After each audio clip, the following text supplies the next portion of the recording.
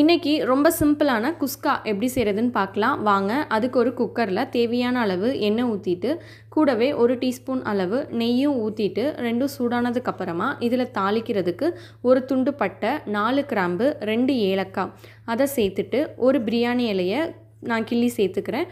அது கூடவே 2 துண்டு கல்பாசி, ஒரு அன்னாச்சி பூ இதெல்லாம் சேர்த்துட்டு எல்லாம் புரிஞ்சதுக்கப்புறமா இதில் நான் 1 கப் அளவு பெரிய வெங்காயத்தை நல்லா மெல்லிசாக கட் பண்ணி வச்சுருக்கேன். அதையும் சேர்த்துட்டு வெங்காயத்தோட கலர் சேஞ்ச் ஆகிற வரைக்கும் நல்லா நம்ம வதக்கிக்கலாம். இப்போது வெங்காயத்தோட கலர் ஓரளவு சேஞ்ச் ஆகிடுச்சு. இந்த ஸ்டேஜில் 2 டீஸ்பூன் அளவு இஞ்சி பூண்டு பேஸ்ட்டு சேர்த்துட்டு அந்த இஞ்சி பூண்டு பேஸ்ட்டோட பச்சை வாசனை போகிற வரைக்கும் நம்ம இதை நல்லா வதக்கி விட்டுக்கலாம். இப்போது ஓரளவு எல்லாமே நல்லா வதங்கிருச்சு. இந்த ஸ்டேஜில் காரத்துக்கு நான் 2 பச்சை மிளகா சேர்த்துக்கிறேன். அது கூடவே 1 கப் அளவு தக்காளி பொடிசாக கட் பண்ணி வச்சுருக்கேன். அதையும் சேர்த்துட்டு ஃபுல்லாக நல்லாவே வதக்கி விட்டுறலாம்.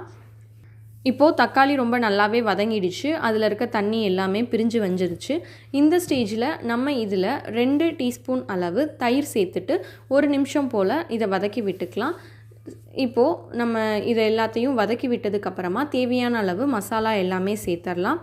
அதுக்கு 1/4 டேபிள் ஸ்பூன் அளவு மஞ்சள் தூள், 1 டீஸ்பூன் அளவு மல்லித்தூள், 1 டீஸ்பூன் அளவு மிளகாய்த்தூள், கொஞ்சமாக கரம் மசாலா, அது கூடவே தேவையான அளவு உப்பு சேர்த்துட்டு இது எல்லாத்தையுமே நல்லா மிக்ஸ் பண்ணி விட்டுறலாம்.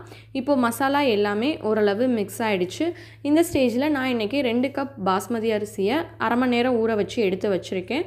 ஸோ 1 கப்புக்கு 2 கிளாஸ் அந்த மாதிரி மெஷர்மெண்ட்டில் மொத்தம் நான் 4 கப் அளவு தண்ணி சேர்த்துக்கிறேன். இப்போது இதில் தேவையான அளவு உப்பெல்லாம் இருக்கான்னு பார்த்துட்டு கூடவே ஒரு கொத்து கொத்தமல்லியும் கொஞ்சம் புதினாவும் சேர்த்து அதையும் மிக்ஸ் பண்ணி விட்டுறலாம். இப்போது சாதத்துக்கு தண்ணி ஓரளவு கொதிச்சு வருது. இந்த ஸ்டேஜில் நான் நம்ம களைஞ்சி வச்சுருந்த அரிசியை சேர்த்துட்டு குக்கர் போட்டு விசில் விட்டுறலாம். மீடியம் ஃப்ளேமில் 2 விசில் விட்டால் போதும். பாருங்கள் எந்தளவு சூப்பராக ரெடி ஆயிடுச்சு அப்படின்னு சொல்லிட்டு. ஸோ மசாலாவோட எல்லாத்தையும் லேசாக பரட்டி விடலாம். ரொம்ப கிளறணும் அப்படின்னா குழஞ்சிரும். பாருங்கள் ஓரளவு ரொம்ப சூப்பராக நமக்கு குஸ்கா ரெடி ஆயிடுச்சு.